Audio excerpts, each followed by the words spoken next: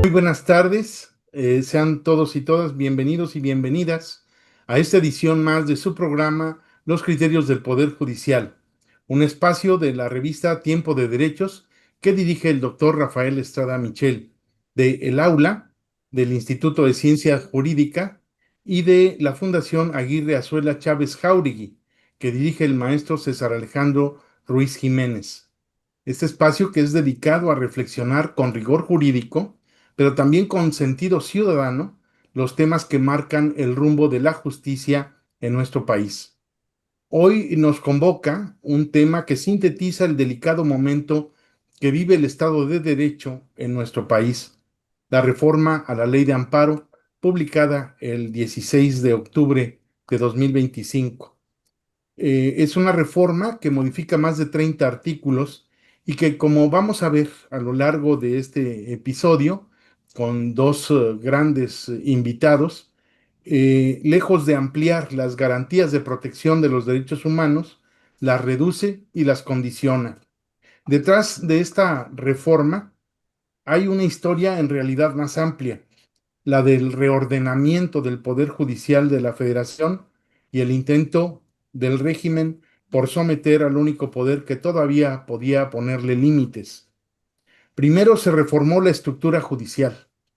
Se destituyó escalonadamente en 2025, hace un poco tiempo, y 2027 a todas las juzgadoras y juzgadores mexicanos que incluso siguen sin recibir el pago de las indemnizaciones a que se refiere el 10º transitorio de dicha reforma, como lo establece claramente el transitorio mencionado.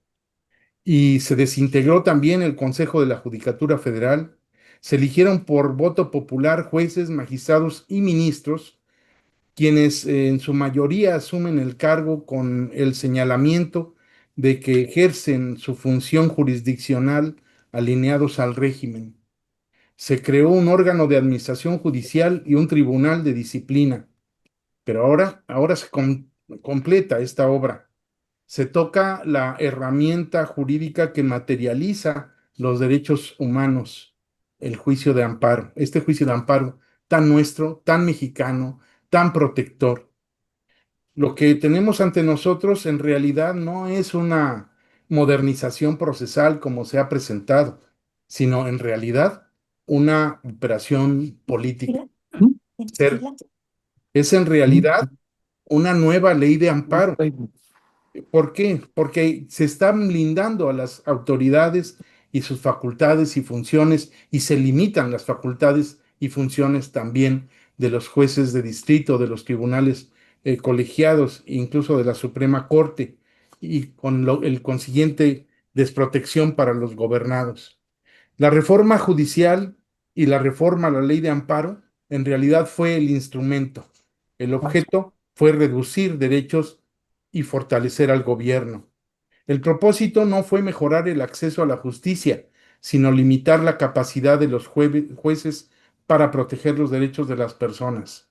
Recordemos que en 2024 el Poder Judicial de la Federación resolvió 1.920.547 asuntos y en todas hubo serios pronunciamientos de protección a derechos fundamentales. En las últimas 3 décadas y en particular desde la reforma constitucional en materia de derechos humanos en 2011, el amparo permitió corregir violaciones masivas a derechos. Hubo pronunciamiento acerca de temas fundamentales que hoy son patrimonio de la cultura jurídica mexicana y de protección a los derechos de las personas, patrimonio que hoy está en grave riesgo. Recordemos que con esta reforma también se modifica el artículo 5º que redefine el interés legítimo, exigiendo que la elección jurídica sea real, diferenciada y con beneficio cierto, lo que de hecho excluye muchas causas colectivas y medioambientales. El artículo 128 limita las suspensiones y prohíbe expresamente concederlas en materias consideradas de interés público, como energía, deuda, competencias, finanzas, etcétera. El 148 dispone que ninguna suspensión Perdón. tendrá efectos generales, aunque la norma afecte a toda una comunidad. Ok.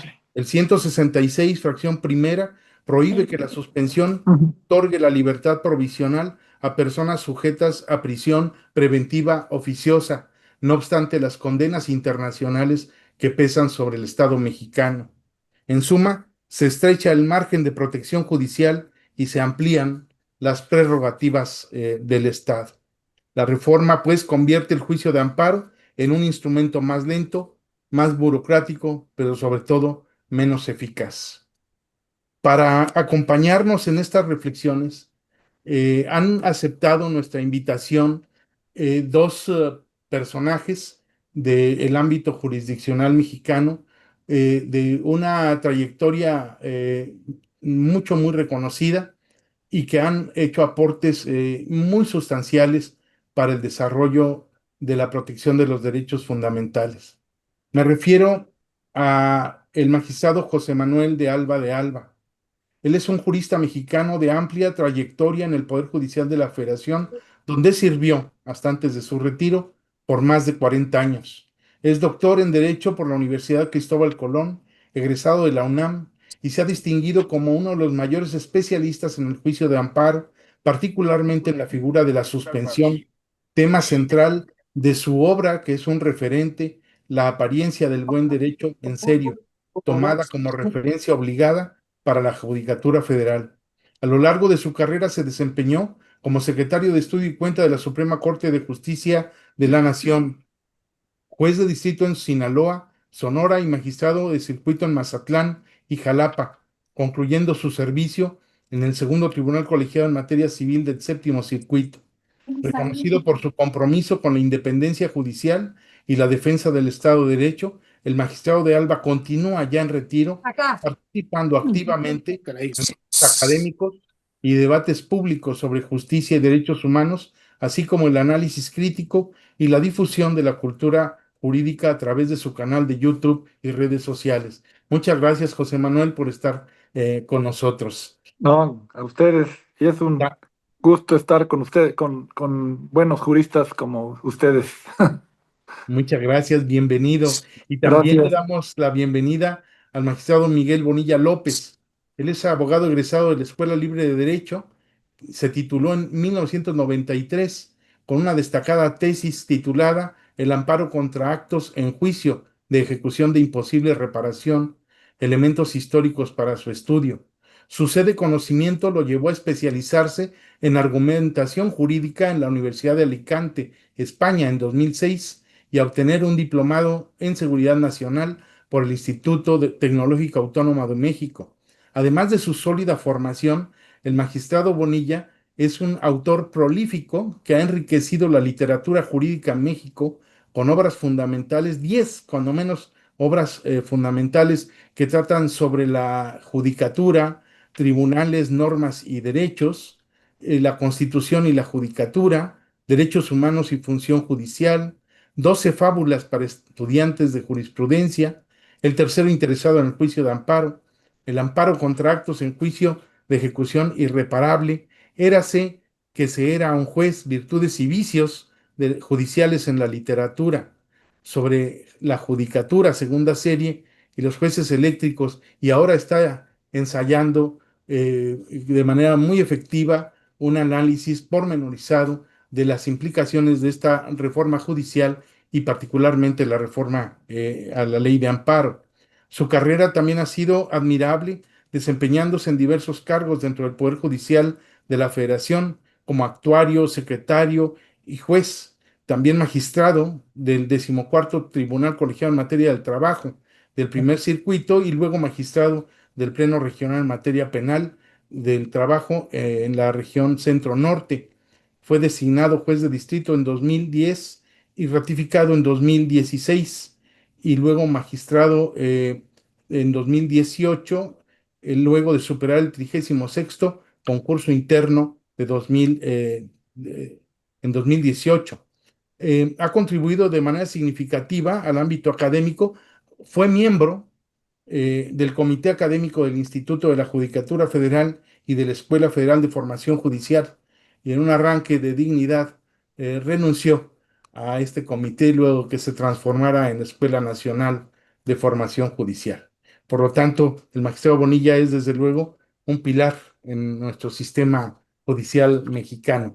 Este es un extracto muy breve de de ambas semblanzas, porque son muy, muy, muy amplias. Pero sí quise extenderme un poco en estos detalles fundamentales para que vean la naturaleza, la estructura, la personalidad jurídica y jurisdiccional de nuestros invitados, que tienen toda la autoridad para decir lo que hoy van a decir. Y empezaría por el magistrado Bonilla, si me hace favor. El amparo mexicano ha sido reconocido en el mundo como una creación jurídica natural que pone al ciudadano en el centro del sistema constitucional. Pero hoy parece ser que este centro se está desplazando. Desde su perspectiva, mi querido magistrado, ¿cuál es la naturaleza real de esta reforma? ¿Estamos ante un perfeccionamiento técnico o ante un rediseño de carácter político que busca limitar la función jurisdiccional, concentrar el poder y, desde luego, blindar a la autoridad en desmedro de los derechos de las personas? Bienvenido. Muchas gracias, Luis. Voy a hablarte de tú como nos hablamos. Te rogaría que me hablaras igual, porque hemos de ser los únicos locos por allí que nos decimos don Luis y don Miguel, pero nos hablamos de tú. Muchas gracias por tus palabras y por la presentación. Solamente tengo que hacerle una objeción de fondo y forma a la vez. Ya no soy magistrado. Disfruté mucho serlo. Pertenecí a una judicatura como tú, como, vaya, nuestro otro invitado, como muchos de los que están en la audiencia, pertenecimos a una judicatura que es distinta de la que en este momento empieza a permear. Me siento orgulloso de haberlo sido, pero ya no lo soy. Ahora soy profesor de Derecho y está muy bien porque me gusta, me encanta y me permite realizar estudios con un poquito más eh, de tiempo y de sustento académico que luego en sede de juzgados y tribunales pues no nos alcanza. Tenemos ideas, vemos problemas interesantes, pero no nos alcanza el tiempo para sacar el acuerdo, sacar las sentencias y además pues querer escribir alguna cosa de más raigambre académica. Tengo ahora el tiempo y por eso pude realizar algunos escritos donde examino esta iniciativa de reforma a la ley de amparo que se presentó el 15 de septiembre y que finalmente cuajó en esta reforma publicada el 16 de octubre. La pregunta que haces, ¿es una ley de amparo distinta o estas modificaciones y adiciones hacen que la ley de amparo la consideremos distinta? Yo creo que sí por una sola razón. Creo que esta reforma se inserta en muchas otras que nos vienen acompañando desde 2018, 2019, 2020, 2021, 2022 y así, en las que se han eliminado ciertas instituciones y ciertas figuras que beneficiaban al ciudadano de cualquier color, al ciudadano con cualquier credo, con cualquier ideología política, pero que le permitían incidir o tener instrumentos para incidir en la vida pública del país. Pues temas que tienen que ver con transparencia, temas que tienen que ver con la fiscalización de los actos de autoridad en distintas sedes. Y si nos fijamos bien, en la mayor parte de estas reformas se han establecido algunas reglas, algunas cláusulas en las que, previendo que podrían llegar a generar conflictos legales, litigios, empiezan a ponerle candados al poder interpretativo de los jueces. Voy a poner dos ejemplos que son muy claros.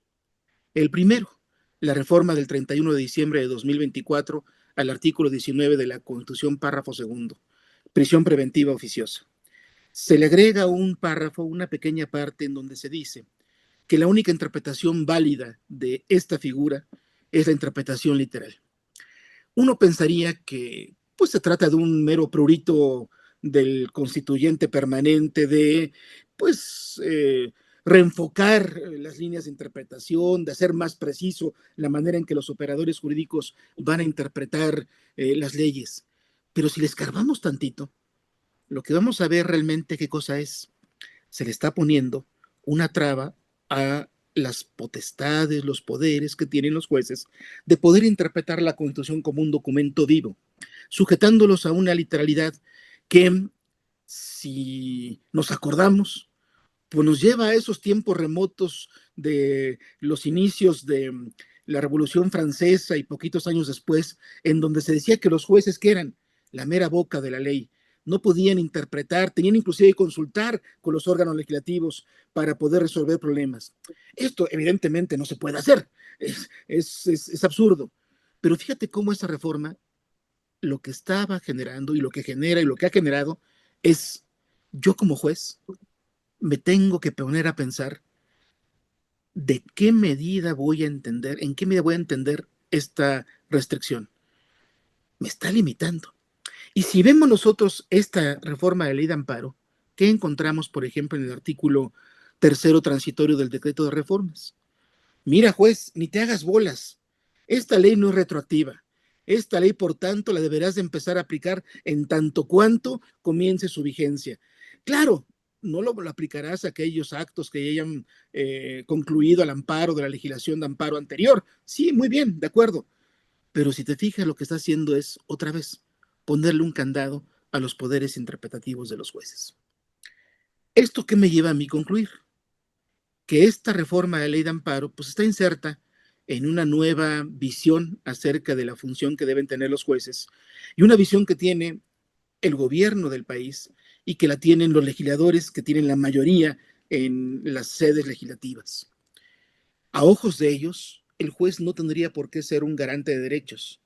A ojos de ellos, el juez no tendría por qué ser capaz de interpretar las normas como si fuesen un derecho vivo. No, a ojos de ellos, los jueces tendrían que ser meros aplicadores de los designios que ellos, en su idea de que representan al pueblo o a la gran mayoría del pueblo, pues están diciendo el camino que debe tomar la ley y el país. Bueno, por tanto, a esta primera pregunta que me haces, Luis, pues te diría, yo creo que la ley de amparo, tal cual ha quedado redactada después de la reforma del 16 de octubre, se inserta en esta idea que tiene el gobierno de que los jueces no son sino meras bocas de la ley, no son sino meras bocas que tienen que ejecutar los designios del legislador que representa al pueblo. Y que por tanto, si las normas proveen poderes a los órganos del Estado, juez, no interpretes en sentido tal que limites el poder del Estado.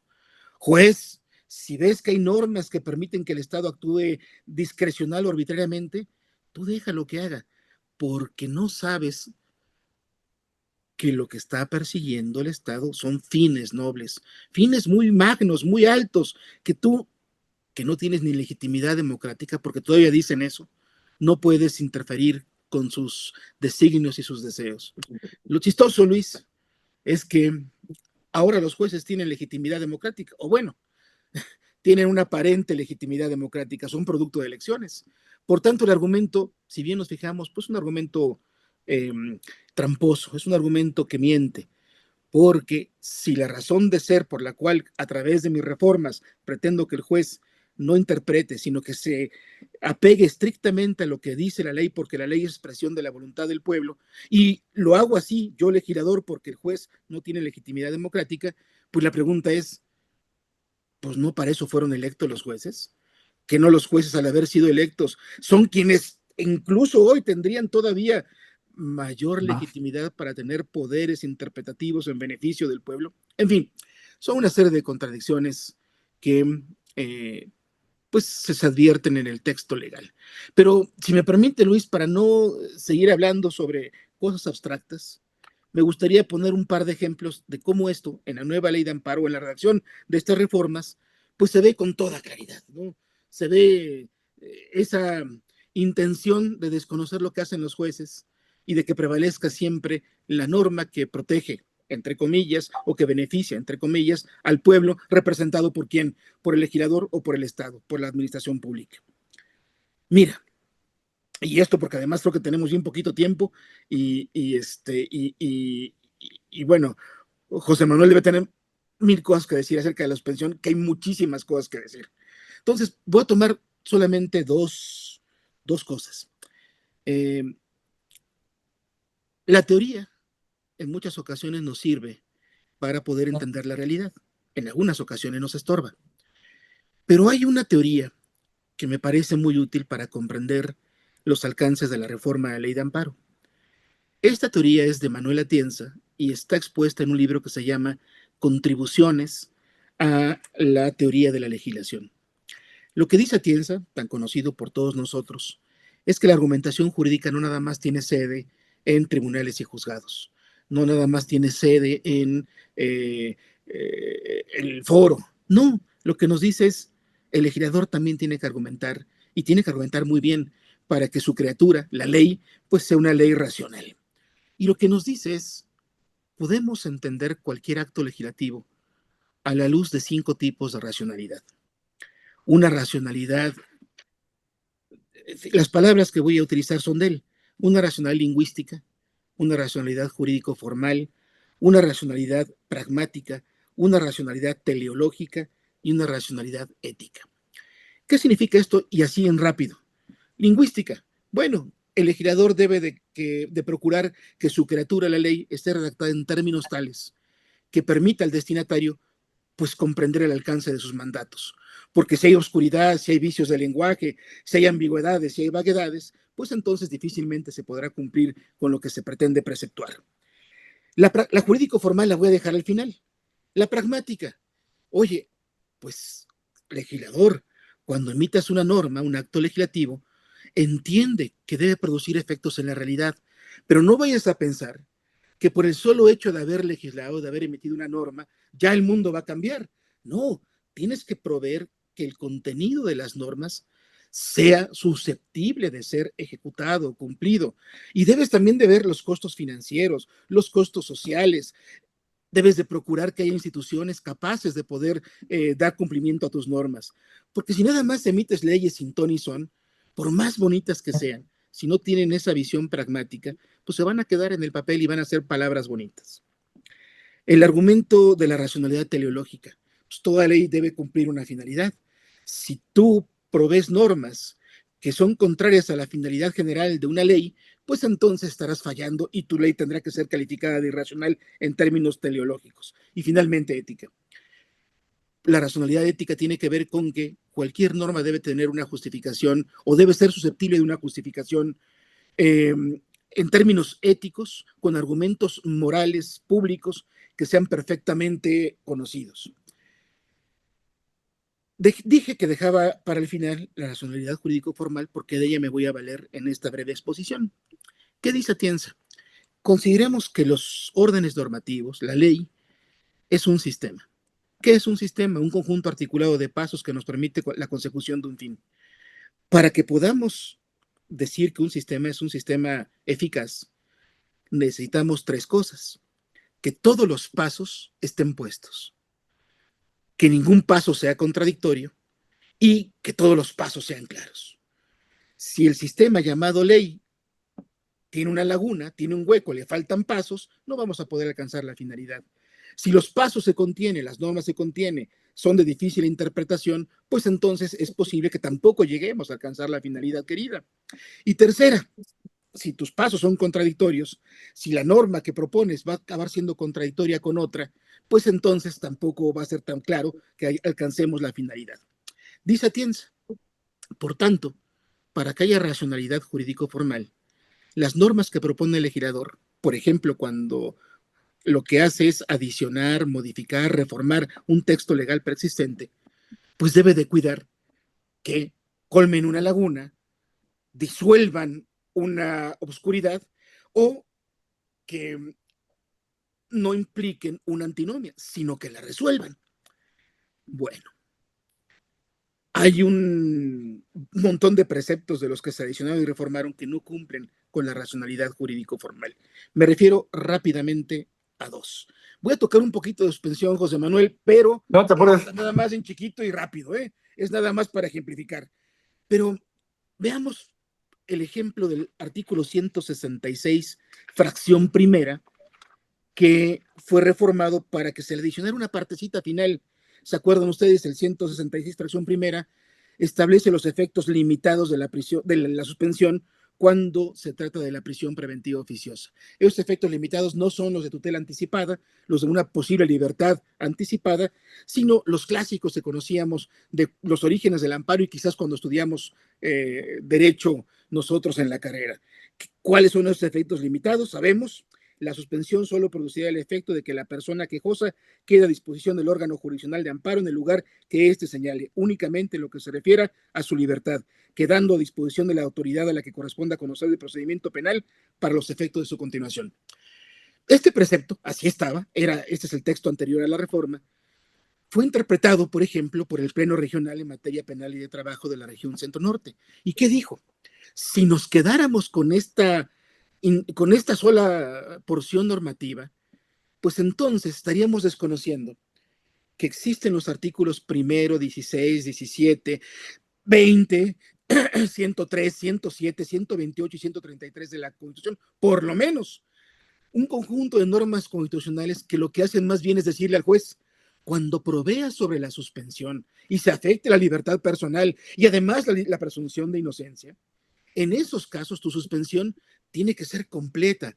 Tienes que proveer todo lo que sea necesario para que, si hay apariencia del buen derecho, puedas dar inclusive un efecto de tutela anticipada. ¿Y qué efecto de tutela anticipada puede ser en este caso? Pues la libertad.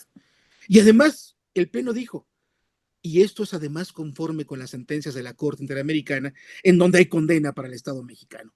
Por tanto, este 166, fracción primera, no puede ser leído así, como solito, como si él solito gobernara al juez cuando tiene que decidir sobre la suspensión en estos casos. No, tienes que voltear hacia arriba y darte cuenta de que hay otro conjunto de normas de rango superior que te orillan a resolver de una manera contraria. ¿Pero qué pretende el legislador? Le agrega esta partecita que ya conocemos. Tratándose de estos casos, la suspensión no podrá otorgarse con efectos distintos a los expresamente previstos en esta fracción. ¿Por qué digo que esta norma no tiene racionalidad jurídico formal? Bueno, porque está dirigida a limitar los poderes interpretativos del juez.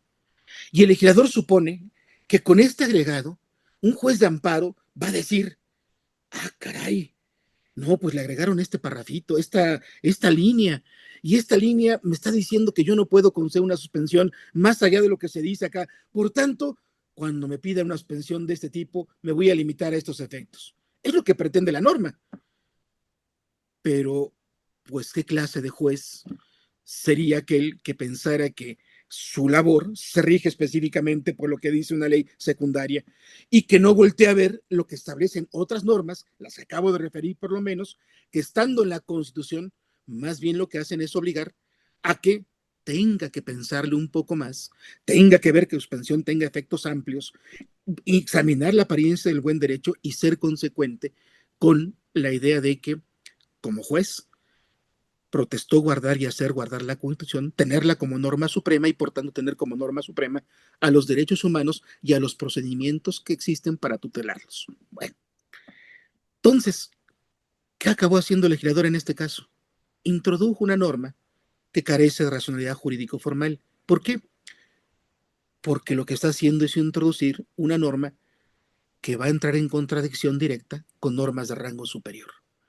No está, por tanto, clarificando los pasos, no está disolviendo una antinomia, ni mucho menos está llenando un hueco. Está, por el contrario, creando un nuevo problema. Y ya lo estamos viendo. En vía de hecho, porque empezamos a verlo, ya hay fiscales que están pidiendo que, habiendo sido concedidas las suspensiones, se abran los incidentes de modificación a la luz del 166, fracción primera.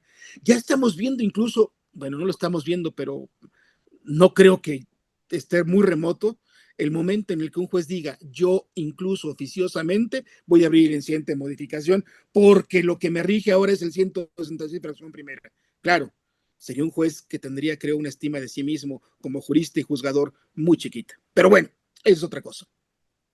El otro ejemplo, y ya con esto dejo el micrófono, es el artículo 129, fracción 14.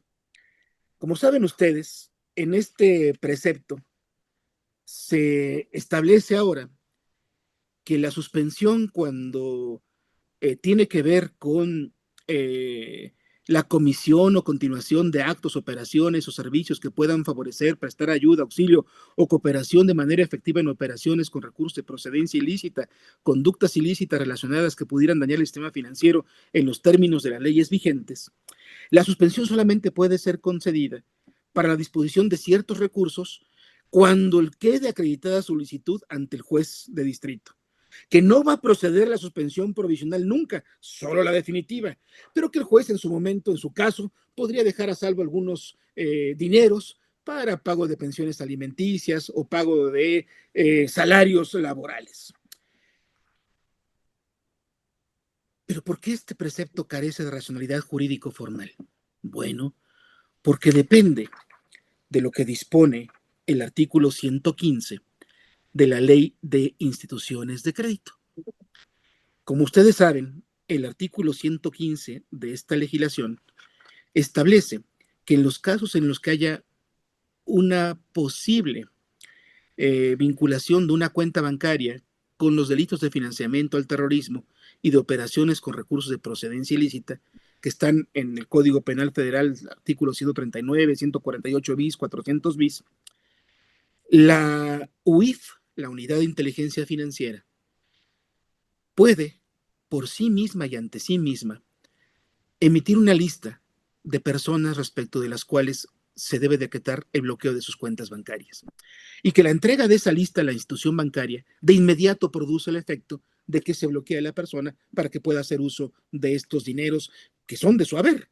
Bueno, dice el texto de este artículo literalmente lo siguiente: las instituciones de crédito deberán suspender de forma inmediata la realización de actos, operaciones o servicios con los clientes o usuarios que la Secretaría de Hacienda les informe mediante una lista de personas bloqueadas que tendrá el carácter de confidencial. La lista de personas bloqueadas tendrá la finalidad de prevenir y detectar actos, omisiones u operaciones que pudieran ubicarse en los supuestos previstos en los artículos referidos en la versión primera de este artículo. Este precepto fue interpretado por la segunda sala de la Suprema Corte de Justicia. Y en jurisprudencia, ¿qué fue lo que dijo la segunda sala? El precepto es inconstitucional. ¿Por qué lo es? Tenemos que ver, dice la Suprema Corte, con mucha claridad, que hay dos posibles vías para que se pueda pedir el bloqueo de una cuenta bancaria. Una de ellas deriva directamente de lo que prevengan convenios de derecho internacional que tenga celebrados el Estado mexicano con otros estados, con otras potencias o con organismos internacionales que tengan como objeto o misión proteger la financiación del terrorismo y el lavado de dinero. Y dice la Suprema Corte, cuando por virtud de esta clase de convenios, un estado extranjero, por ejemplo, haya iniciado ya un procedimiento de indagación, entonces podrá pedir al Estado mexicano el bloqueo de la cuenta de que se trate. Y dice la Suprema Corte, en esos casos podemos convenir en que el precepto es enteramente constitucional, porque hay una causa legítima para que se pueda obrar de esta manera. Pero dice la segunda sala, pero hay otra forma también de obtener el bloqueo de cuentas. Y esa forma ya no es constitucional, dice la segunda sala, y tiene razón, porque ¿qué naturaleza tiene este bloqueo de cuentas sino el de una medida cautelar?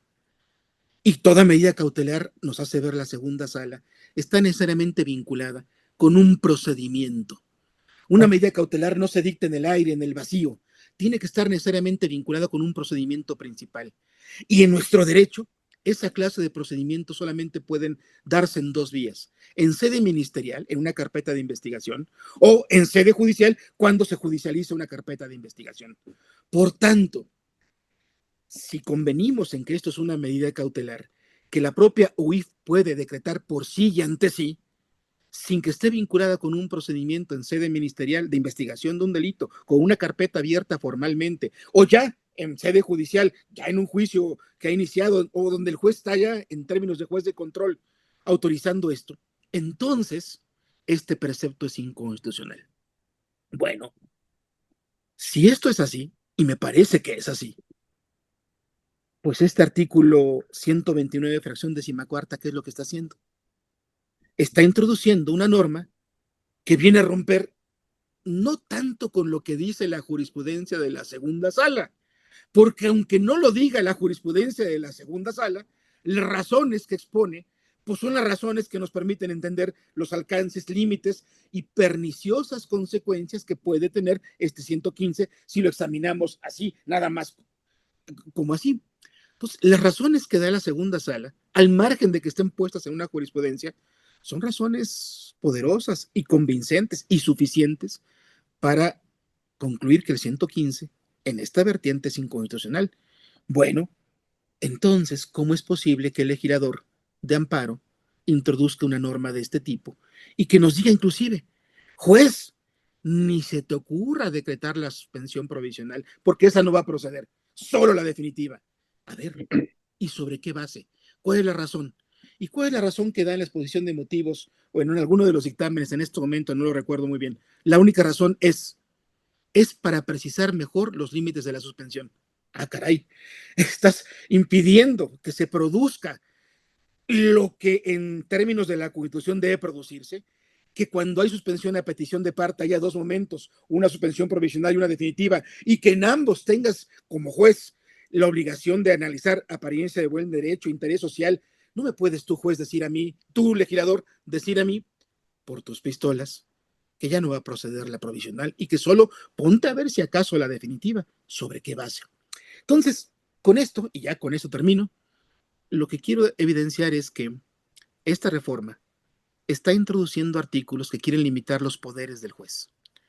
Lo quieren hacer a través de la introducción de normas que carecen de racionalidad jurídico formal, porque por lo menos estas dos, pero hay otras más, están en contravención de lo que disponen normas de rango máximo de la Constitución y de tratados internacionales de derechos humanos. Pero si limitamos a los jueces en sus poderes interpretativos, como decías muy bien al principio, Luis, ¿a quién acaba perjudicando? Pues no al juez, ¿verdad?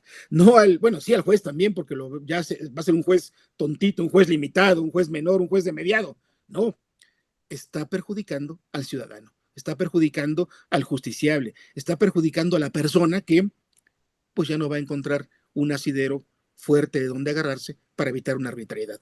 Por tanto, te concedo toda la razón de lo que decías al principio. Desde mi punto de vista, es una reforma que, por carecer de racionalidad jurídico formal y limitar los poderes de los jueces, lo que hace es, en realidad, dejar desnudo y desprotegido al ciudadano. Muchas gracias, Luis, y perdón por haber abusado tanto del micrófono. No, muchas gracias, espléndida explicación y una ubicación muy concreta respecto de cuál es el lugar que ahora tiene el juez en el ámbito jurisdiccional respecto de la protección de derechos. Dijiste una frase, el juez no es garante de derechos, solo en la actualidad será aplicador de la voluntad del legislador. Volvemos al siglo XVIII, ¿no? Donde el juez era solamente la boca que pronunciaba las palabras de la ley. Y es justamente el cambio de paradigma en esta reforma, donde era la concreción de lo que se dice en el artículo primero constitucional, donde todo gira alrededor de las personas, proteger, garantizar, promover a los derechos de las personas. Pero estamos cambiando de paradigma. No necesitó reformarse la Constitución donde están todos los derechos, sino a enfilar las baterías hacia los instrumentos de garantía para eliminarlos y de esa manera modificar el rumbo de la justicia. Una justicia que ya no es para defender los derechos de las personas, sino para sostener los derechos, más bien las facultades del régimen. Y esto es lo grave, que es propio no de un sistema democrático, sino de un sistema tiránico. Y los ejemplos que has puesto son extraordinarios. Y ahora, en esta misma línea de pensamiento, yo quisiera darle ahora una consulta, iba a decir la palabra, pero no, consultar aquí a nuestro gran amigo José Manuel de Alba, que él es un experto en materia de suspensión, el padre de la suspensión, lo han dicho, y con sobrada razón. Él ha trabajado en este tema durante muchos años. Tiene un libro que ya lo mencioné, que evidentemente ha sido luz para varias generaciones de juristas y de juzgadores. Así que a mí yo preguntaría de manera genérica, mi querido José Manuel, ¿qué significa en términos prácticos limitar hoy la suspensión en las materias que están siendo tocadas de una manera tan específica para limitar también los derechos de las personas? Al limitar la suspensión, se limita la protección, ¿no? Adelante. Pues muchas gracias.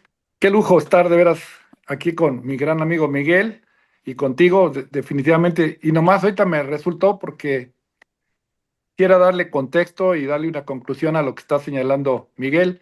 Y entonces vamos a decir que ojalá y no acabamos como el tema de que el juez solamente sea la voz por la que hable el legislador, que sea un títere nada más. Ojalá y no llegamos a ese punto. Lo traía aquí a colación, me pareció, lo tengo aquí a la mano, y ojalá que no acabemos en ese punto. Aquí, y este tema que está tocando Miguel, me parece que es que esto va a poner a prueba a los jueces independientes del bienestar, perdón que lo diga así, pero para identificarlos correctamente y no utilizar la palabra de acordeón, pero bueno, no quiero usarla y no la voy a pronunciar. En fin, en este caso, lo que tenemos, vamos a ver primero cuál es el problema que tenemos con la suspensión o qué es lo que se presenta. Tenemos la Constitución, y en la Constitución tenemos dos artículos. 14 constitucional, que establece el debido proceso legal. Esto de inicio nos lleva a que las medidas cautelares, si las vemos en comparación con el 14 constitucional, son inconstitucionales. Y más aquellas que se refieren a la tutela judicial efectiva o tutela anticipada.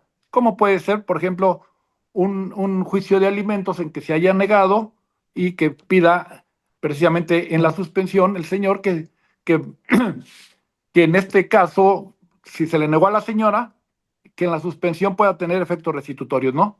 Dice, vengo a demandar porque el juez de primera instancia en su reclamación me canceló los alimentos, ¿no? Bueno, no se pueden dar con efectos restitutorios, diríamos, porque estarían violando el artículo 14, ¿no? O sea, estás afectando la propiedad porque se va a consumir el bien que se está litigando y empiezas a manejarlo. Pero dice, ¿cuál es el fundamento? Luego lo pregunto en clase y se me dice, no, pues el derecho a la alimentación, no, el derecho a que el niño coma. Bueno, no. Ese es el derecho sustantivo. ¿En dónde está protegido? En la defensa está protegido en el 14, pero en este caso está en el 17, la tutela judicial efectiva.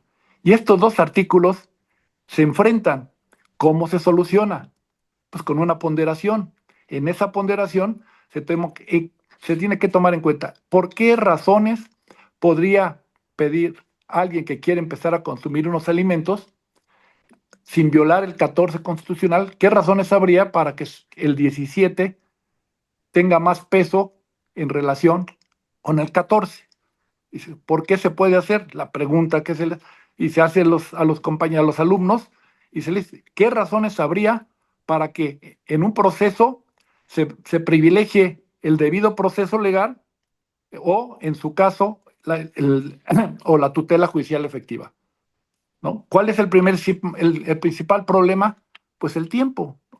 El tiempo nos trae el proceso, uno de los grandes problemas es el tiempo, que puede ser que haya urgencia o que haya peligro en la demora por tardarse el procedimiento. Entonces, el primer elemento que tenemos es la urgencia, pero no basta la urgencia.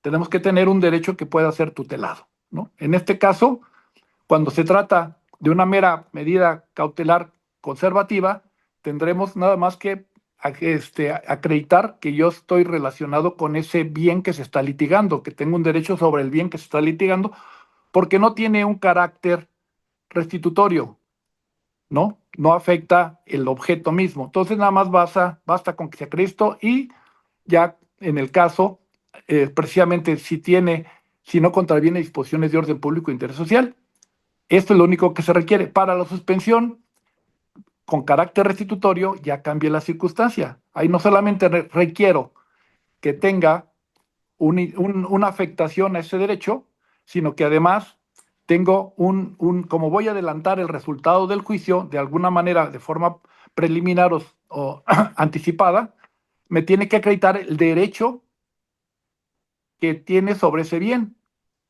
en este caso, y que se está violando, además, el artículo precisamente respectivo, el de 17, ¿sí?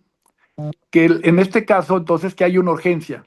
Y la apariencia del buen derecho es que efectivamente o no fue oído y vencido o se viola el principio de legalidad. No sé si... Ahora, esto reflejado en la ley de amparo, pues es lo mismo. En la ley de amparo, en un proceso ordinario es, en la ley de amparo cambia la circunstancia, ¿no? En este caso, ya hablamos que hay que acreditar la apariencia del buen derecho y la urgencia en la medida, pero además el orden, hacer una ponderación entre estos dos y la apariencia y el orden público y el interés social. El tema aquí, precisamente, ya se viene la otra problemática.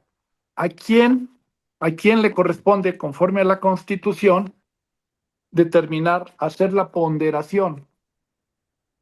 Tenemos en el 107, fracción décima, que nos señala precisamente que es al juez, dice este artículo, y lo voy a leer textual: los actos reclamados podrán ser objeto de suspensión en los casos y mediante las condiciones que determina la regla reglamentaria, para lo cual el órgano jurisdiccional, cuando la naturaleza del acto lo permita, deberá realizar un análisis ponderado de la apariencia del buen derecho y el interés social.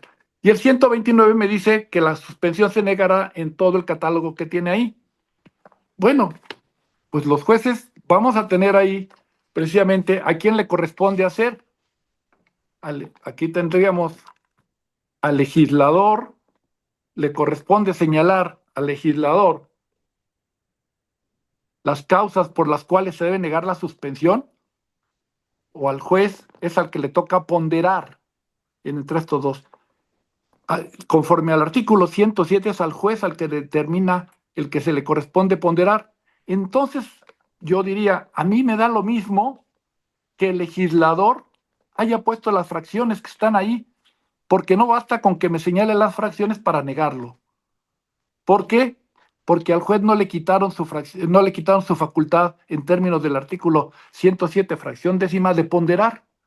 Entonces con esto vamos a calar a los jueces a ver si son capaces de hacer una interpretación constitucional. Para mí al juez no se le quitó la facultad para que en su caso pueda ponderar.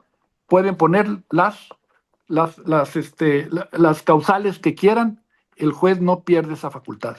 Entonces, vamos a calar a los jueces que en este caso precisamente se van a enfrentar a esta posición. Vamos a ver qué tanto van a poder defender su independencia y vamos a ver si tienen esa independencia, porque es a ellos a los que les corresponde. Y lo mismo sucede precisamente en los temas que estaba ya comentando Miguel, ¿no? Excelentemente, pues la formal prisión, pues, y digo, es que yo soy del régimen anterior, todavía hablo de la formal prisión, ya no, ahora le dicen que, ¿cómo se llama? Auto de vinculación. Pues pasa lo mismo, que lo hayan, como lo dice Miguel, inclusive, pues aquí tenemos el que me pongas que la prisión preventiva oficiosa me lo pongas en la Constitución, no me puede desligar de la parte convencional. No la reformaron. Y voy a esto. Lo que es, en este caso, el tema, aquí lo quiero plantear siguiendo la línea de Miguel. La prisión preventiva es inconvencional y tenemos que acatar la convención. Por más que me digan que está primero la Constitución, no hay que olvidar que, aunque esté en el artículo 19, no hay que olvidar que México firmó la Convención de Viena. En esta Convención de Viena se señaló, por ejemplo, la libertad de las personas constituye un derecho humano fundamental. Tenemos aquí una tensión entre el 19 constitucional, que establece la la prisión preventiva, y los artículos 7 y 8 de la Convención Americana, que señala el debido proceso legal y la prohibición de una pena anticipada sin juicio. Tenemos ese problema, una pena anticipada sin juicio. El tema está en que la Corte Interamericana ya estableció que eso es inconvencional. ¿Y por qué estamos obligados? Porque las resoluciones de la Corte Interamericana son obligatorias, no porque vengan del Tribunal Internacional, no vienen de una competencia internacional. No, es vinculatoria porque está en nuestra propia Constitución. ¿Por qué está en nuestra propia Constitución? El artículo 1 nos señala precisamente, muy sencillo, que nos señala que México reconoce los derechos. En los Estados Unidos, todas las personas gozarán de los derechos humanos reconocidos en esta Constitución y en los tratados internacionales. Reconoce 2 puntos: los derechos humanos de carácter nacional e internacional y las garantías para su protección. Dentro del ámbito nacional, la garantía para su protección es el juicio de amparo. Si ese se agota, aquí mismo nos da la garantía de carácter constitucional mexicano, pero nos pone como garantía también cuál es la garantía que protege los derechos humanos de carácter convencional. Pues la Corte Interamericana. O sea, en la propia Constitución está el artículo 1, nos está señalando que precisamente la Corte Interamericana, y en este caso es el último intérprete en relación con los derechos humanos. Y no es más que una cuestión de mera lógica. Si la resolución de la Corte Suprema de México puede ser revisada por la Corte Interamericana, el último intérprete de la Constitución y de los derechos humanos, en relación con los derechos humanos nada más, no se va a meter en otro punto, en relación con los derechos humanos, es la Corte Interamericana en la última instancia. Y si ya la Corte Interamericana dice que la prisión preventiva oficiosa es inconvencional, y es inconvencional porque precisamente no permite un juicio de valoración de la urgencia. En la prisión preventiva, que le llaman justificada, se acredita el tipo o el elemento, el delito, en el auto de vinculación, y el juicio se va a llevar en relación a ver si es culpable o no es culpable. Pero la medida de protección cautelar precisamente está en todas las razones por las cuales se puede justificar una prisión preventiva, que son la urgencia, que es urgencia y peligro en la demora, que es que no se escape, que no afecte a la víctima, que no afecte pruebas. Para ese delito no hay tanto problema. Parece que para esa prisión no es inconstitucional porque da garantía de defensa precisamente para poder impugnar la urgencia de la medida. Esa es la materia del incidente, aquí en este caso para resolver la prisión preventiva. Esa es. Pero ¿qué pasa en la prisión preventiva de oficio? Pues en ella lo que elimina es este punto de haber sido oído y vencido.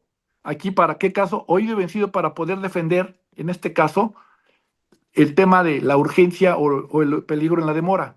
Esto hace que esto sea totalmente inconvencional y hasta inclusive es violatorio de la propia Constitución, porque no puede olvidarse que nadie puede ser privado si no es mediante juicio.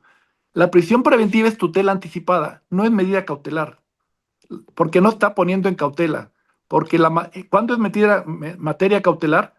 Cuando no afecta el bien que se está litigando. O sea, reclamo que me quieren quitar una casa, si nada más me ponen un gravamen o me la escriben en el registro público, me están señalando, tengo ahí, en esta hipótesis, una mera afectación, un acto de molestia, pero cuando ya me la quitan en forma anticipada, me están diciendo un acto de privación. No es lo mismo, y nos tenemos que quitar de la mente que en este caso muchas medidas, la prisión preventiva oficiosa y la prisión preventiva no es tutela cautelar, porque el objeto del juicio, que es el fondo, ya estoy pagando en ese punto con mi libertad la condena que se me vaya a dictar más adelante, pero si no, soy culpable, de todos modos, esta ya me la chuté.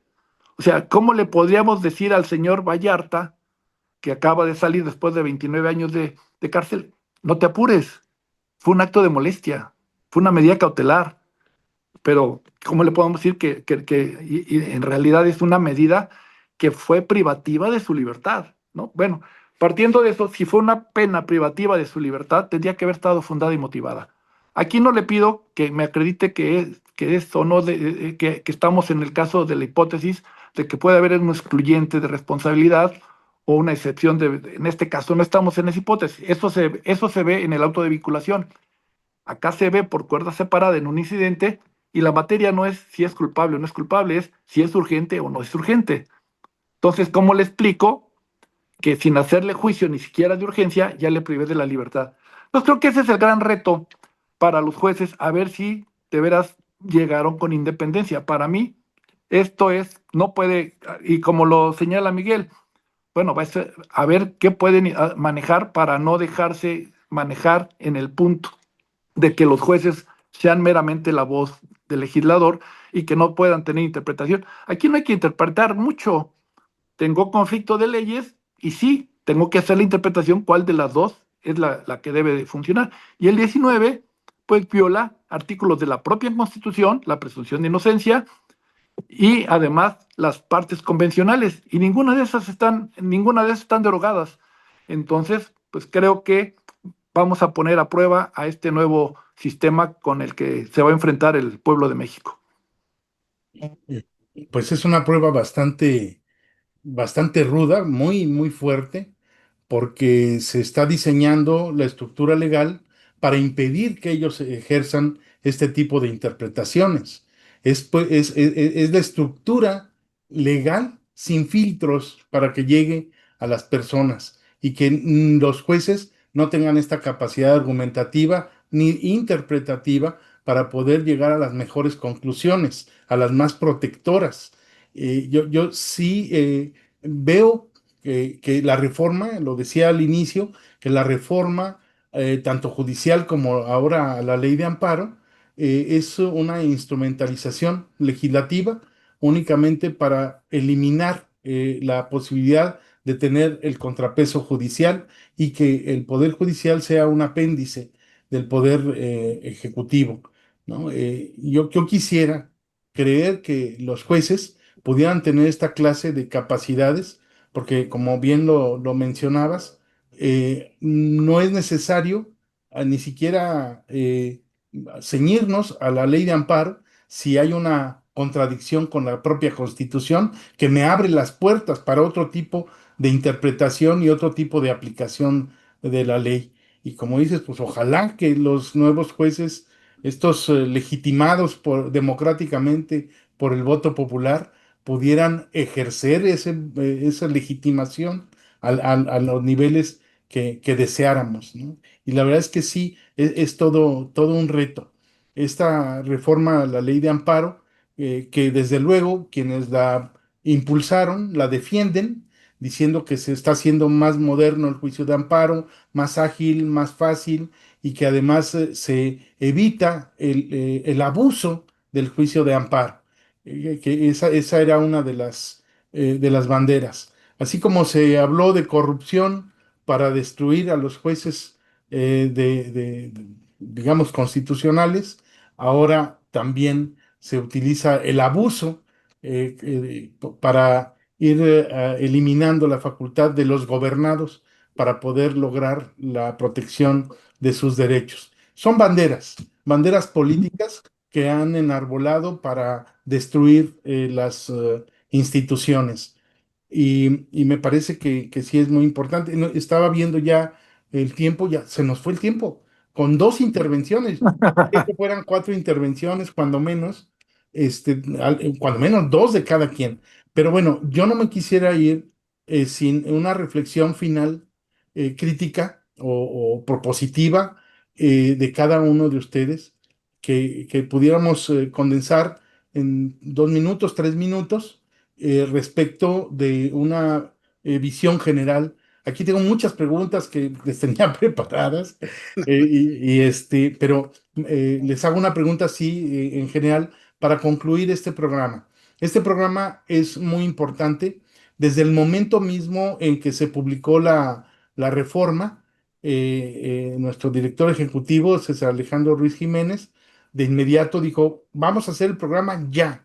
Urge hacer un análisis de la reforma a la ley de amparo por la gran trascendencia que esta tiene. Entonces, llegó el momento, el día de hoy, de tener a dos grandes especialistas, tanto en lo sustantivo como en lo procesal, que implica el juicio de amparo, porque no es verdad que, por ejemplo, en la suspensión y se trate solamente de limitar la ejecución, sino es una verdadera protección anticipada. Y en relación con la retroactividad, no es verdad que solamente se traten de temas de índole procesal, están también involucrados temas de índole sustantiva. Así que, mi querido Miguel, empezamos contigo, que nos des tu impresión general de esta reforma a la ley de amparo. Sí, bueno, antes de esto me gustaría, para cerrar la pinza de lo que acaba de decir, eh, con toda claridad, José Manuel, sobre que estamos poniendo a prueba a los jueces electos. Hay otro aspecto que merece ser tenido en cuenta en relación con este punto, porque podríamos pensar que si estos jueces estuviesen actuando en un sistema en el que se garantiza que prevalezca su entendimiento de la ley, bueno, malo, mucho, poco, superior o inferior, pero que se garantizara su entendimiento propio acerca de la ley, pues podríamos pensar que dentro de todas las personas electas, pues habrá muchas personas, jueces, juezas, magistrados, magistradas, que ponderen su propia capacidad como juristas por encima de esta idea menoscabada de lo que tiene que ser un juez a ojos de quienes diseñan estas reformas. Pero ocurre que tenemos también al Tribunal de Disciplina Judicial. Y esto todavía viene a complicar más el panorama. Acordémonos cómo está definido en términos de la Constitución el tribunal. Su función principal es sancionar a las personas servidoras públicas que incurran en actos contrarios a la ley, a la administración de justicia o a los principios de objetividad, imparcialidad, independencia, profesionalismo o excelencia. ¿Cómo aterriza este concepto en la Ley Orgánica del Poder Judicial de la Federación? Y hay dos artículos que la verdad son muy preocupantes. El artículo 184 y el artículo 187.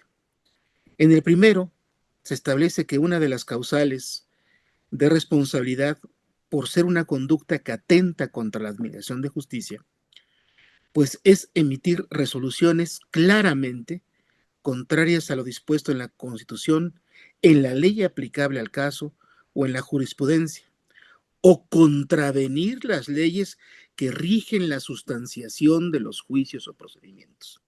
Es así como está definida esta causal de responsabilidad, y una causal de responsabilidad grave. Si te apartas de las normas que rigen la sustanciación del juicio, incurres en la causal. Y lo que estamos precisamente viendo que es normas, las de la ley de amparo, que rigen el curso del procedimiento, la sustanciación del juicio de amparo. Entonces, este juez, esta jueza, pues todavía va a tener un aliciente más para no ejercer sus poderes interpretativos, porque se lo va a pensar dos veces. Y la otra, la del 187, que castiga la notoria ineptitud técnica o jurídica o ejercer sus atribuciones de manera claramente arbitraria en detrimento de la función jurisdiccional. En estos enunciados tan genéricos, pues caben muchas cosas, porque los podemos interpretar, parecen cajones de sastre, donde caben cuanticosa. Y sin duda, concluiremos en que habrá cosas que perfectamente podemos calificar como notoria ineptitud, ¿no? Pues el juez que se queda dormido en la audiencia y que de repente despierta y condena a la víctima. Bueno, ese sería un caso, ¿verdad? Creo que los ha habido por ahí. Pero bueno, pero también se abre la interpretación para que se considere que actuar claramente en forma arbitraria en detrimento de la función jurisdiccional, pues es intentar interpretar la ley, no a la luz de las palabras de la ley, sino a la luz de los principios que deben subyacer y que encontramos, como bien lo clarificó José Manuel, pues en la Constitución, en los tratados internacionales de derechos humanos, porque no es la ley solita. De verdad, es hasta, desde mi punto de vista, hasta tonto y ridículo decir, no, yo me guío por el 166 fracción primera.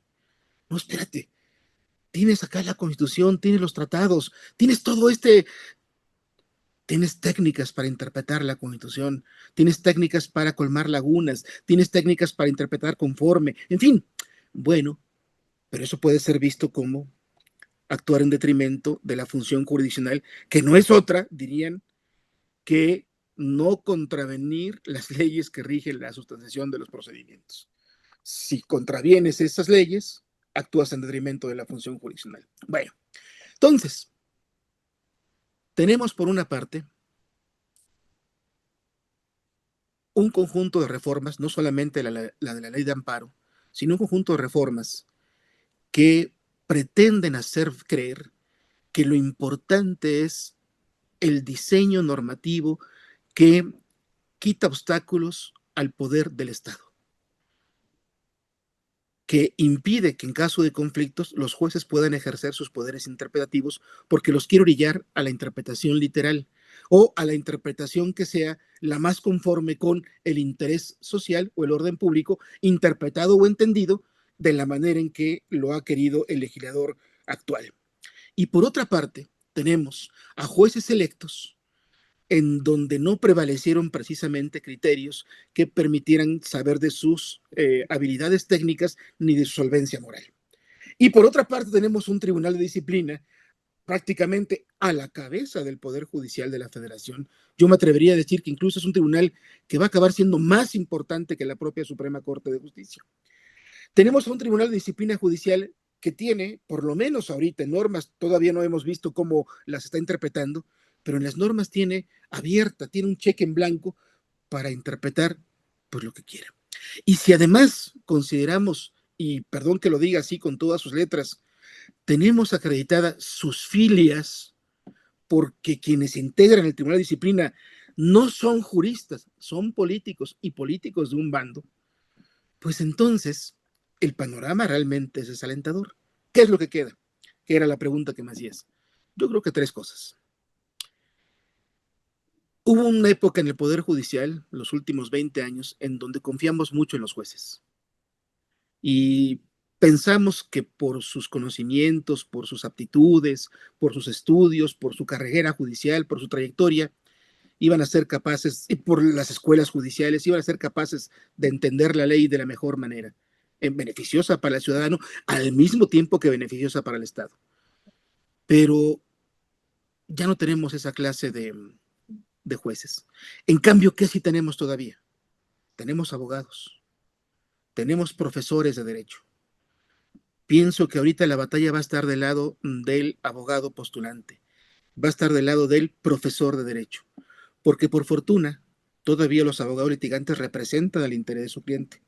Y si son abogados que están comprometidos con la idea de derecho, no nada más con el tema de los emolumentos y los honorarios, y no, sino que están comprometidos con la idea del derecho, yo creo que van a ser inventivos, se va a desarrollar su inventiva para argumentar de las mejores formas jurídicamente para proteger y tutelar los intereses de sus representados. Y por otra parte, los profesores de derecho, porque quien está en el aula, quien imparte una clase, quien ve cotidianamente a los jóvenes, a los más jóvenes, a los que van a acabar siendo en algún momento dado futuros jueces y juezas, pues tenemos la posibilidad como profesores de hacerles ver que hay mejores formas de derecho que otras, que hay mejores formas de ser jurista que otras. Y creo que por tanto ahí está una de las buenas vías. La otra, pues hemos fallado todos, jueces, abogados, profesores, hemos fallado en hacer ver al ciudadano normal, al ciudadano de a pie, la importancia que tiene el derecho en sus vidas. ¿Se acuerdan del derecho cuando, por ejemplo, les dieron un golpe en su coche o cuando les están reclamando el pago de una renta o cuando no les pagan la renta? ¿Se acuerdan en ese momento del derecho? Pero no perciben que el derecho está en todas partes, es como el aire. Donde quiera que volteemos va a haber derecho. Bueno, hemos fallado en concientizar esto, pero hemos fallado nosotros y también la educación primaria, secundaria y preparatoria. Pienso que se debe fortalecer en términos de educación formativa de niños y adolescentes, la cultura cívica, el civismo, la ética del ciudadano, lo que el ciudadano debe ser capaz de exigir a su gobernante, de lo que el ciudadano debe ser capaz de colaborar con otros ciudadanos, de lo que el ciudadano debe ser capaz de no admitir ni de otros ciudadanos, ni de sí mismo, ni de los gobernantes. Entonces, pienso que también ahí hay que explorar que en las escuelas se debe de enfatizar el civismo, la ética del ciudadano. Y la tercera cosa, creo que este tipo de eventos como el que organizas, Luis, pues tienen que ser pan de todos los días, tienen que, no porque estemos José Manuel y yo en este momento, no, sino porque este tipo de canales, este tipo de expresiones, este tipo de iniciativas, de gente que está comprometida con el derecho, de esforzarse por tener una revista, tener un canal, tener una administración que les permita subir en redes, en fin, eso creo que va a ser una buena arma, una buena defensa y deben de sostener estas empresas. Cuando nos inviten, creo que debemos participar y desde luego nosotros, hacia ustedes que organizan todo esto, pues agradecerles que tengan la suficiente inteligencia, la suficiente paciencia que no tienen otros en este México. Ustedes son lo inteligentes que otros no son y ustedes son los pacientes que otros no son. Te agradezco mucho, Luis, por mi parte. Muchas gracias, muchas gracias. Lo que no hagan los jueces, tenemos que hacerlo nosotros. Sí. Muy bien, muchas gracias. Mi querido José Manuel, tu mensaje. Ahorita que decía Miguel que está en manos de los abogados, que ahí va a estar bastante, quisiera hacer, parecería humor negro, pero ojalá sean como un abogado brillante que conocí hace como 20 años, que era muy progresista, y espero que sigan sus ideas, todo lo que plasmó él en libros, tesis. Me refiero a Arturo Saldívar. Es es algo contradictorio, pero si lo van a tomar en cuenta y quieren ser abogados muy combativos, váyanse a lo que pensaba hace 20 años y vean la diferencia en qué persona se convirtió. Ese es un punto. Esta ley también, pues es contradictoria, es tan mal hecha, como lo decía Miguel también en este punto del congelamiento de cuentas. Pues la Corte ya lo declaró inconstitucional cuando es por parte de autoridades nacionales por todas las violaciones que se tiene. Allí totalmente es un acto confiscatorio o de carácter decomiso, como se quiera señalar. Y esto está prohibido por el 22. De alguna manera hasta la suspensión de plano podría proceder, porque hay derecho evidente. Aquí no hay la probabilidad de una apariencia del buen derecho. Aquí trae el derecho ya de inicio. O sea, hicieron esta reforma tan mal, como todo, ¿no? No tienen pulcritud, no escuchan, dizque abren foros que nada más son para cumplirlos formalmente, pero no sustancialmente. Estos fueron una vacilada, no sirvieron para nada porque toda la gente que fue a exponer sus ideas y que iba en contra de las reformas a la ley de amparo, a la Constitución, todos, la gran mayoría manejaban sus puntos en contra de todas estas reformas. En un diálogo democrático, el Congreso, el legislador debió haber contestado cada una de las objeciones y no, simplemente lo que hicieron es escucharon y aplicaron su mayoría. Y esto, pues, obviamente que nos lleva no a un régimen democrático, sino autocrático y estamos ya en una dictadura. Estamos ya perdiendo todos los derechos humanos. ¿Por qué? No que los hayamos perdido, ahí están todos los del artículo 20, del 1 al 29 y todos los de la Convención, pero el hecho es que nos están quitando las garantías para su protección. O sea, ¿de qué me sirve un derecho humano si no tengo la garantía? En este caso, que estamos hablando de suspensión, la tutela judicial efectiva. Si yo voy a tener que esperar hasta que se dicte una sentencia para que me devuelvan un dinero congelado que no tiene derecho la autoridad a ejercer sobre él, pues francamente perdimos eso. No, fue muy triste no ver que nos acompañaran la población en general. No pensaban que era un problema de sueldos y privilegios y prestaciones que teníamos, cuando en realidad no salimos a eso, salíamos a defender el Estado de Derecho. Ahorita no hay Estado de Derecho, ¿por qué? La autoridad no cumple sus pensiones. La autoridad, hay que señalarlo, puso en la Constitución que a todos los que fuimos corridos por corruptos, que nos dijeron eso, pero no nos pudieron dar la oportunidad de defender, nos violaron precisamente el 14 constitucional, el debido proceso legal, y como nos corrieron injustamente, pues nos pusieron una indemnización en la fracción décima, pero resulta que esa indemnización no la pagan. Si lo ponen en la Constitución y no lo cumplen, estamos ya en un estado donde ahora sí que no hay derecho, porque no se cumplen ni las disposiciones de la propia Constitución.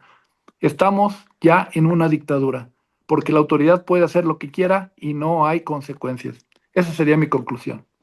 Muy importante y muy relevante, sobre todo porque estas son de las primeras palabras que se están diciendo tras la publicación de la reforma. Y vamos a ver sus frutos, que por lo que veo, a lo mejor sí serán frutos del árbol envenenado, ¿no? Ah, Yo no sé si nuestros queridos directores ejecutivos, César Alejandro Ruiz, mi querido maestro, si deseas hacer uso de la palabra brevemente. Sí, cómo no. Muchísimas gracias a ambos. Antes de hablar, yo tendrá oportunidad, magistrado, de leer algunos de los comentarios, más que preguntas que nos puso la gente en el chat, precisamente para No, no, agradecer a nuestros queridos ponentes del día de hoy. sí.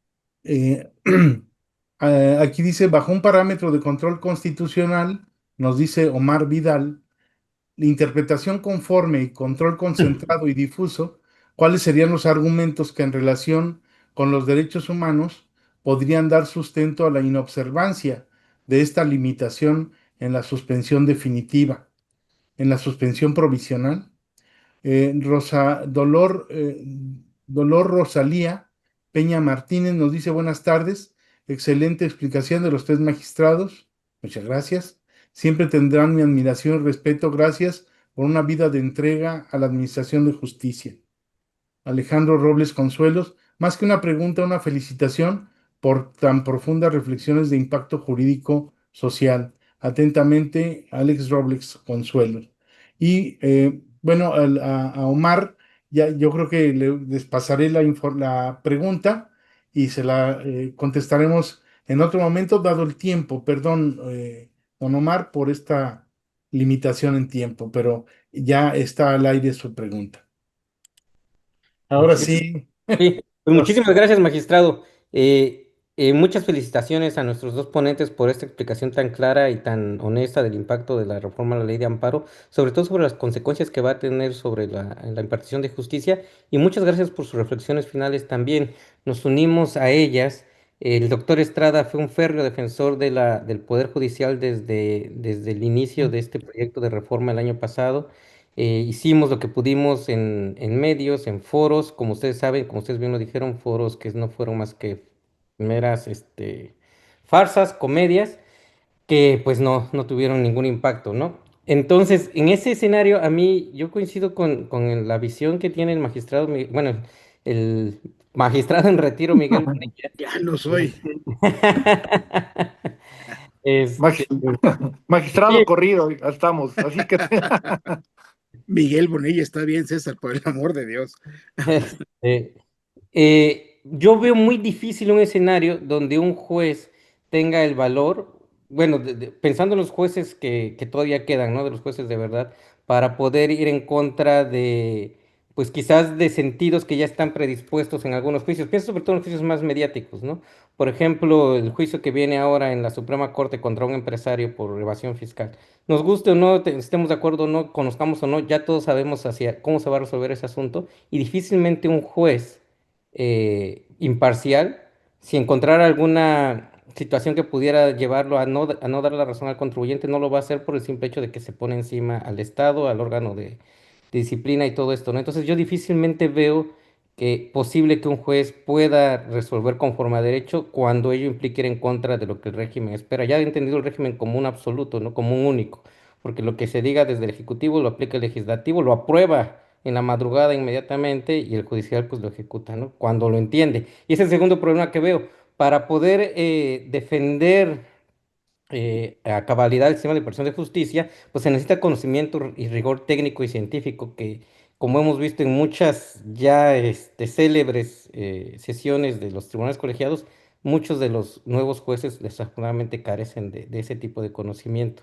Entonces, pues como dicen ustedes, yo creo que no le queda más que al foro de abogados ser el que lo defienda, quizás de una manera más contundente, quizás de una manera más firme. Y en la última reflexión que yo me añado es, porque le hemos dado muchas vueltas nosotros también. Porque a nosotros también nos interesa el Estado de Derecho. Nosotros no, finalmente nosotros no tuvimos ninguna repercusión directa por la reforma judicial, pero sí nos interesa el Estado de Derecho. Y algo que a mí me ha dado la vuelta en particular es por qué la gente no salió a defender al Poder Judicial, por qué dejaron solos a los jueces. Y quizás algo en lo que todavía tenemos que aprender a trabajar porque nunca es demasiado tarde, es cómo le transmitimos a la gente la importancia del Estado de Derecho en su vida. Como bien lo dice don Miguel Bonilla, es como el aire, está en todos lados. Pero ¿por qué la gente no lo siente? ¿Por qué la gente cree que gana más porque ahora recibe 3,000 pesos al mes en sus bolsillos que el desmantelamiento del Poder Judicial? Creo que hemos fallado en manifestar de una manera más contundente y clara, sobre todo al grueso de la población que tiene más carencias económicas, en qué le beneficia la existencia de un poder judicial independiente. Creo que si logramos desenredar ese nudo, quizás tendríamos la posibilidad de darle vuelta a esta situación y que la gente pudiera entender la importancia de defender al poder judicial. Ojalá ustedes son unas mentes brillantes, ojalá podamos seguir teniendo esta conversación más adelante para que de alguna manera tiene que empezar el cambio y yo creo que empieza por generar la convicción de que la gente ha perdido más de lo que ha ganado en estos últimos 7 años. Gracias. Muchas gracias, don César. Mi querido don Rafael Estrada Michel, a quien felicito muy cordialmente con motivo de su pasado cumpleaños, muy reciente, qué alegría. Muchas gracias y muchas felicidades. Y pues nos gustaría algún mensaje. Pues muchísimas gracias, mi queridísimo don Luis. Pues yo más bien felicitarme, no puede haber mejor regalo que escuchar a tres mentes tan lúcidas y tan queridas, si me lo permiten. Las Sí, como ha dicho nuestro doctor don César Ruiz, pues se ha hecho lo que se ha podido, pero me temo que ha sido poco. Los cimientos del Estado constitucional y democrático eran mucho más endebles de lo que nos imaginábamos, infortunadamente. Pero bueno, viene o vendrá el momento de la reconstrucción, estoy seguro, y para eso es que ponemos mucha atención a lo que nos dicen los magistrados en retiro, que además deben el Estado mexicano cumplir con las promesas que les hizo, incluso a nivel constitucional, para que ese retiro sea todo lo digno y dignificante de la República que tiene que ser. En fin, abrazo muy, muy grande. Gracias por todo. Muchas gracias. Y estamos terminando ya con esta sesión.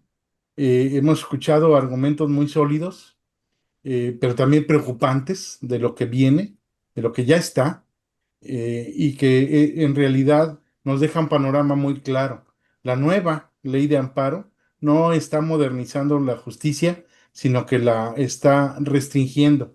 Y como decíamos en el tema que elegimos, en palabras llanas, en realidad es un muro que se está levantando entre la persona y la justicia. Si la autoridad no puede ser controlada por un juez, la democracia se convierte en una mera apariencia.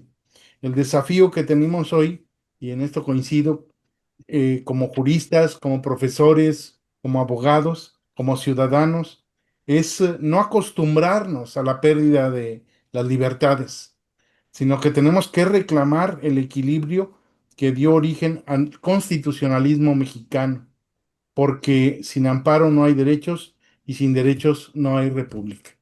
Muchísimas gracias y junto con todo el auditorio que nos ha seguido de manera a distancia y quienes nos verán después en las redes sociales, queremos entregar este reconocimiento a José Manuel de Alba, magistrado en retiro, por el tema del muro contra el ciudadano.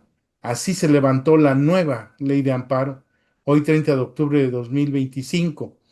Se le otorga este reconocimiento la Fundación Aguirre Azuela Chávez Jauregui, el Instituto de Ciencias Jurídicas y el Tiempo de Derechos, la revista, y de la mano de el doctor Rafael Estrada Michel, director general ejecutivo de Tiempo de Derechos, y del maestro César Alejandro Ruiz Jiménez, director ejecutivo de la Fundación Aguirre Azuela Chávez Jauregui, Pro Derechos Humanos. Igualmente, para el maestro, al doctor, perdón, magistrado también en retiro, don Miguel Bonilla López, por su participación en esta extraordinaria conferencia. También se le entrega este reconocimiento por parte de los organizadores y de nuestros directores ejecutivos, el doctor Estrada Michel y el maestro César Alejandro Ruiz Jiménez. Muchísimas, muchísimas gracias. Un abrazo cariñoso y a nuestro público, a nuestro auditorio que nos sigue, también nuestro agradecimiento por su presencia, por sus comentarios y sobre todo por su interés en seguir manifestándose, en seguir con una actitud en contra del autoritarismo y a favor de la legalidad. Muchísimas gracias y hasta la próxima. Muchas gracias. Un Muchas gusto gracias. saludarlos. Suerte.